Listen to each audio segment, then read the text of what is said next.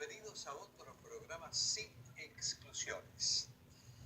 En este afán de referirnos a distintos temas y con la intención de clarificar conceptos o por lo menos adentrarnos en algunas ideas que tienen significado para mucha gente, intentamos contactarnos con un mundo especial, con distintas personas, como para tratar de nosotros mismos aprender más.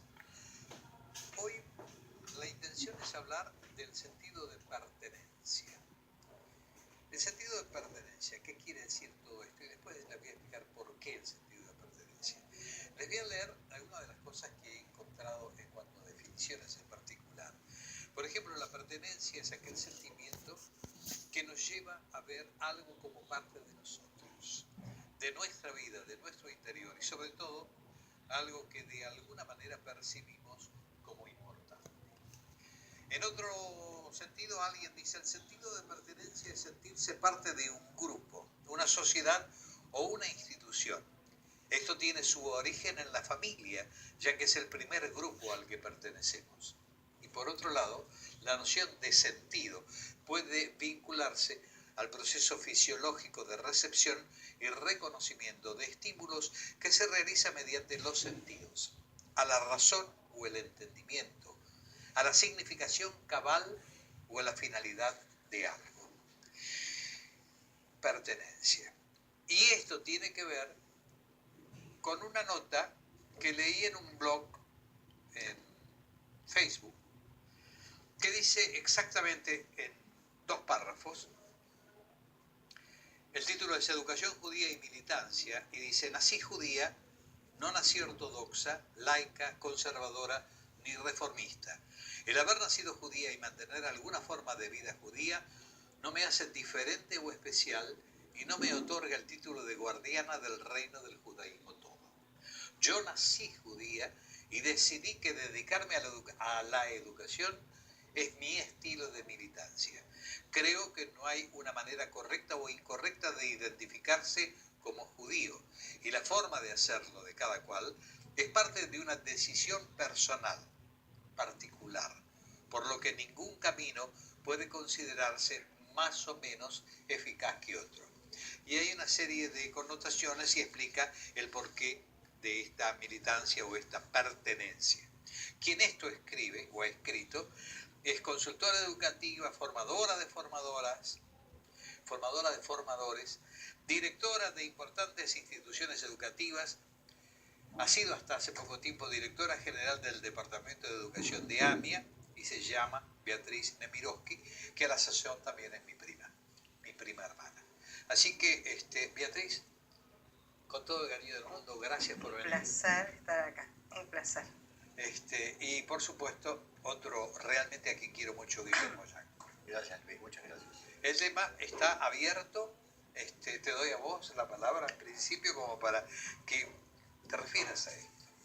Bueno, en verdad, ¿por qué escribí? Yo madrugué y escribí, porque madrugo y es la mejor hora para escribir. Y escribí acerca de un tema que hoy me preocupa y me ocupa porque uno en su recorrido profesional va encontrando distintas realidades y de pronto en algunas realidades uno se encuentra con dueños de verdades absolutas que sostienen que hay una sola manera de pertenecer. Y para pertenecer a un colectivo, cualquiera sea, hay muchas maneras, tantas, diría yo, como formas de mirar el mundo tenemos. Porque finalmente pertenecer es no solamente sentirse parte, sino querer hacer cosas y entender que uno es en ese colectivo con otros. Uno no es solo, uno es con otros. Y esos otros no tienen por qué ser idénticos a vos, no tienen por qué pensar igual que vos, no tienen por qué actuar igual que vos, no tienen por qué creer igual que vos y manifestar sus creencias igual que vos. Pero el solo hecho de que digan pertenezco debe ser para vos suficiente para que les des cabida. Hay un concepto en el pueblo judío que es el concepto de Sinai. Sinai, el espacio en el que se produce el pacto, en el que el grupo de esclavos comienza a ser un pueblo, el espacio de la revelación, los 10 mandamientos. Y fue maravilloso hace unos años estar en una capacitación para directores y escuchar distintos conferencistas, estábamos en Israel, conferencistas, distintas posiciones, distintas ideologías, y todos podían recuperar en algún momento de su relato: yo estuve en Sinai. Y cuando todos podemos decir yo estuve en Sinai es porque todos pertenecemos al mismo colectivo. Ahora, en ese colectivo nadie puede señalar a otro: vos no mereces estar en Sinai, diciendo vos no mereces estar, o vos no mereces sentirte heredero de Sinai. O hay una sola forma o hay una sola respuesta. Mi estimado, Bueno, tu introducción y la de esta muchacha, tengo que seguir pensando ahora. Ahora me tengo que poner a pensar. Yo quiero agregar a este concepto algo que me parece trascendental para llegar a los conceptos en los que ustedes están definiendo. Pertenecer o pertenencia, yo comienzo dando cuenta de ello como un sentido de mi propia pertenencia a mi propio ser. Me pertenezco. Y no en el sentido de propiedad y adjudicación de algo, sino como sentido de identidad, como un sentido de ser un yo que soy yo. Desde este sentido de pertenencia, es decir, me pertenezco, esto evita la contracultura, que es: si no me pertenezco, soy siervo, soy esclavo. Si no me pertenezco, pierdo mi identidad y me desdibujo en razón de los otros, porque en realidad a lo que hay que llegar es a comprender el sentido del encuentro con el otro desde el propio yo. Entonces digo, me pertenezco, sostengo mi identidad, me siento yo, lo cual no me evita pensarme, repensarme, criticarme, valorarme, no valorarme, discutirme, dudarme. Uno de los principios del judaísmo es la duda eterna. Y de ahí en más, decir, desde mí estoy en ese colectivo, desde mí pertenezco a un grupo, pero sin perder mi propia identidad, mi propia pertenencia a mí mismo. Yo no quiero perderme el colectivo, por las dudas, ¿no? Claro. Bueno, yo lo paro. Si te pones el colectivo, te buscamos claro. un avión. No, pero yo digo, Te buscamos un avión. Estábamos con los dos conceptos que son absolutamente válidos y de algún modo plantean lo que estamos pretendiendo gozar y por lo menos clarificar ante nuestros amigos los televidentes. Pero este grado de pertenencia y este grado de ser no te hace ser sectario. No, todo lo contrario. Porque cuando vos decís que sos con otro, que sos, yo comparto con él, absolutamente, y es más, te voy a traer una cita del Kotzker Rebbe, del rabino de Kotzk, que decía: si yo soy yo, porque vos sos vos, y vos sos vos, porque yo soy yo, ni yo soy yo, ni vos sos vos. Pero si yo soy yo, porque yo soy yo, y vos sos vos, porque vos sos vos, entonces yo soy yo y vos sos vos. Porque entonces podemos entablar un diálogo en igualdad de condiciones y un diálogo en el cual te respeto en tu identidad y vos me respetás en la mía, y de esto hablaba yo en Nadie es conocedor.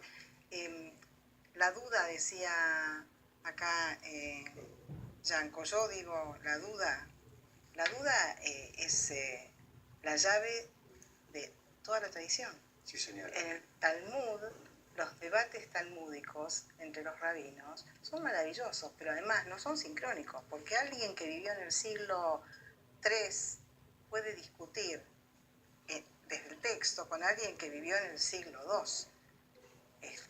y eso es el Talmud, es el registro de las discusiones que se crean a partir de la duda. Y aparte, digamos, en lo personal, y creo que está ahí en esto que Sí. en algún lado, yo soy una convencida de que no creemos en verdades absolutas, que somos permanentemente buscadores de la verdad.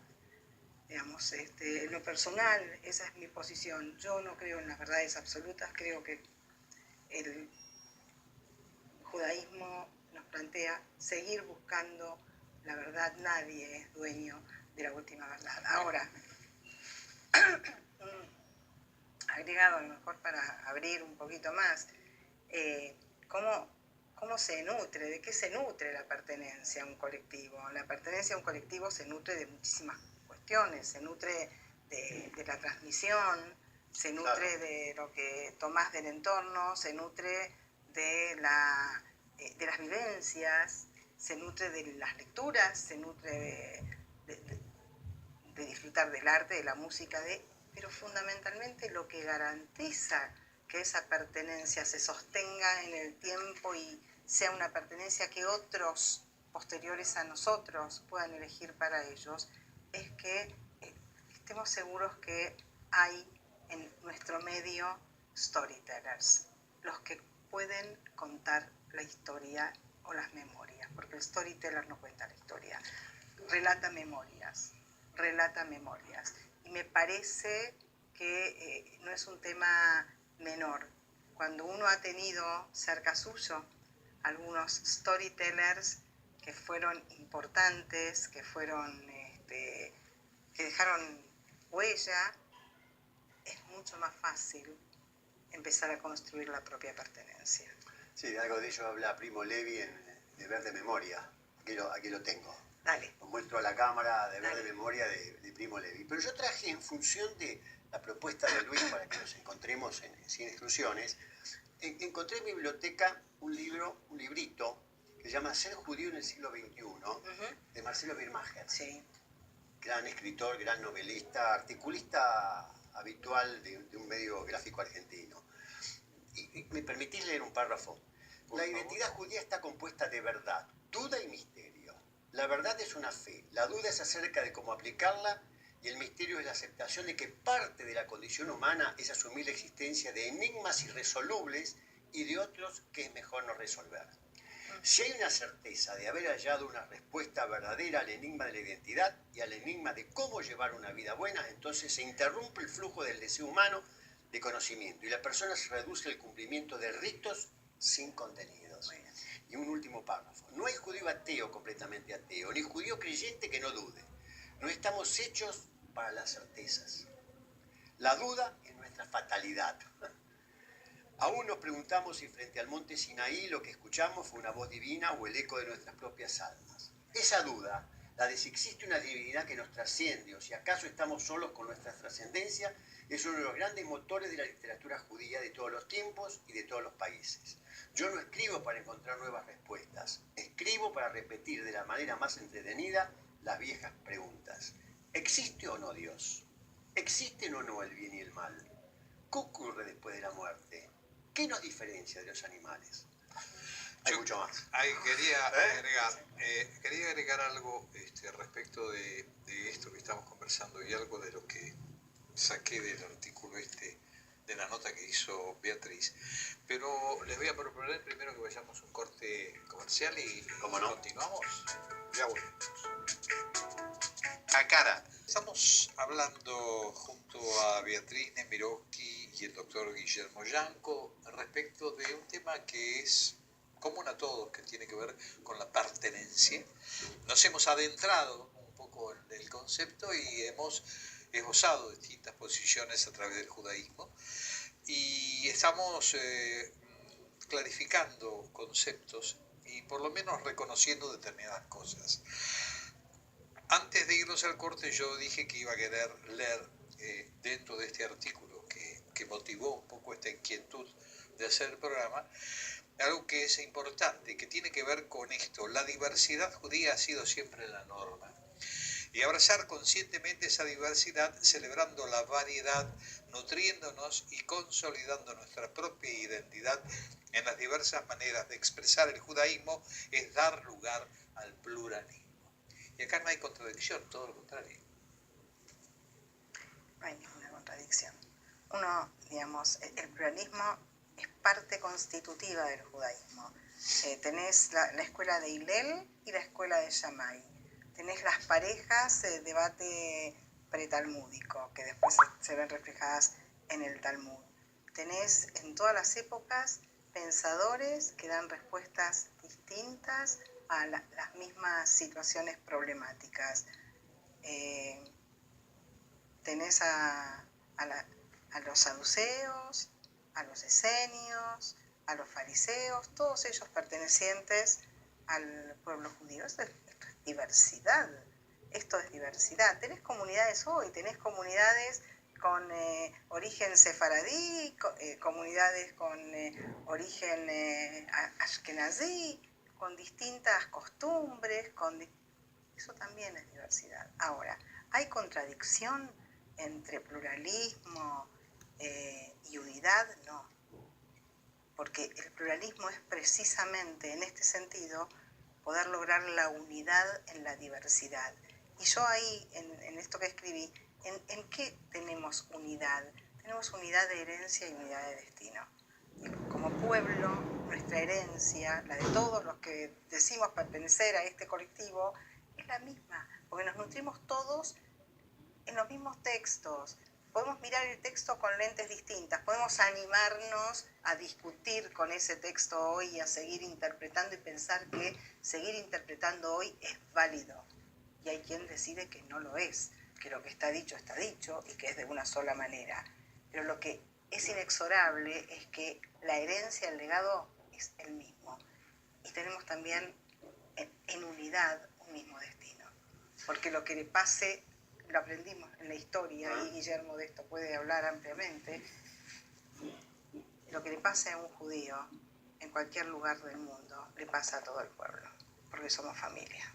Sí, es muy valioso el concepto de la diversidad. Y además, yo quiero ampliar esto que dice Beatriz sobre lo que nos pasa a nosotros, le pasa al mundo.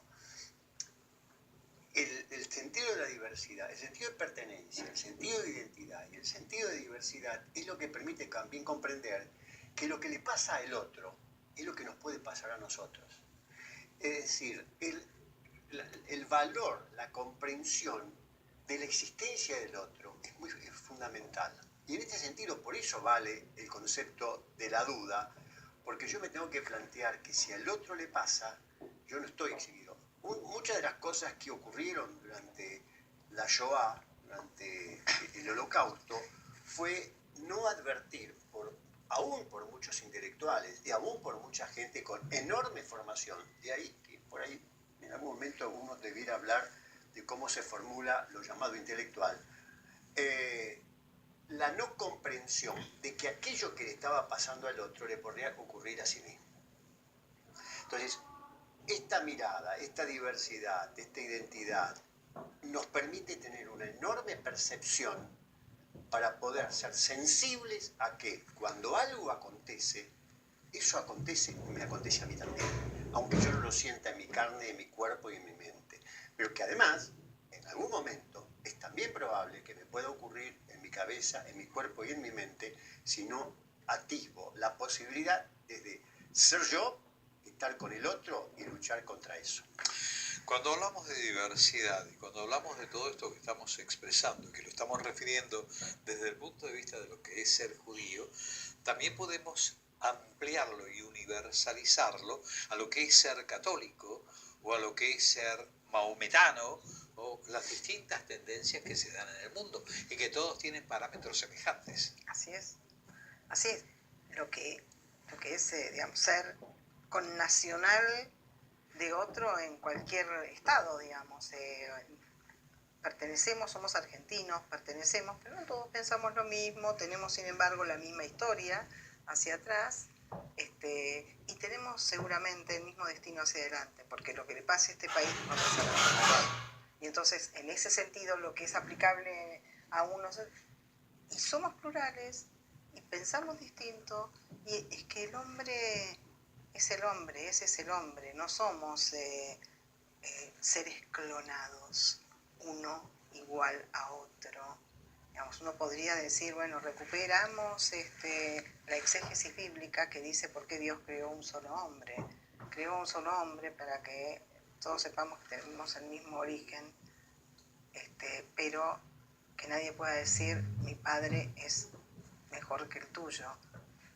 A un solo hombre, pero sin embargo cada hombre, sigue diciendo la exégesis, cada hombre está hecho con un cuño particular.